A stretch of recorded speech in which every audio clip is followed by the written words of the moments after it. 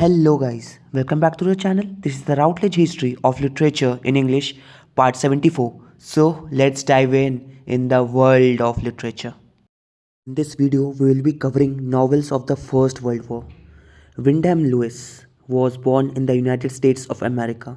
With Pound, he edited Blast from 1914 to 1915, which expressed the views of the Goticists. This was primarily an artistic movement influenced by Futurism and Cubism, determined to replace Victorian sentimentality with abstract art and writing. He wrote works such as Ta in 1918 and The Apes of God in 1930. He also wrote the essay Time and Western Man in 1927, which is a challenging view of the intellectual collapse of the modern world.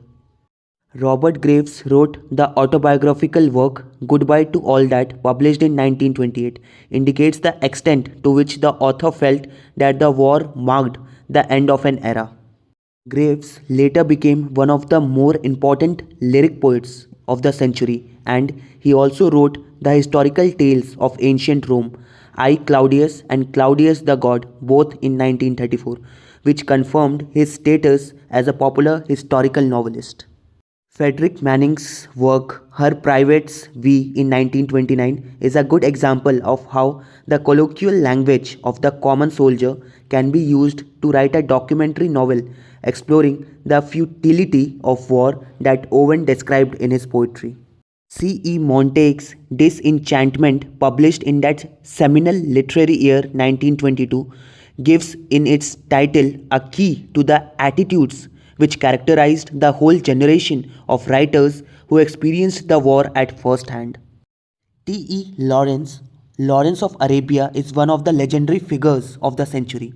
His exploits in the Middle East during the First World War made him a hero. And The Seven Pillars of Wisdom, written between 1926 to 1935, is one of the few essential romantic books to come out of that war. Lawrence's own self-doubt and anxiety led him to change his identity, and he wrote a documentary account of army life which is anything but heroic. The Mint, first published in America in 1936 by 352087 A/C Ross. Lewis Grassic Gibbon's Scottish Trilogy, A Scots Square, comprising Sunset Song in 1932, Cloud Ho in 1933 and Grey Granite in 1934, shows how the war affected the provincial life of a young woman. If you have any doubts or query, you can ask me in the comment section below, or you can even message me in the social media IDs that are given below in the description box. And do share the video to all those who wants to be the part of this literary journey. So that's all for this video. Thank you and signing out.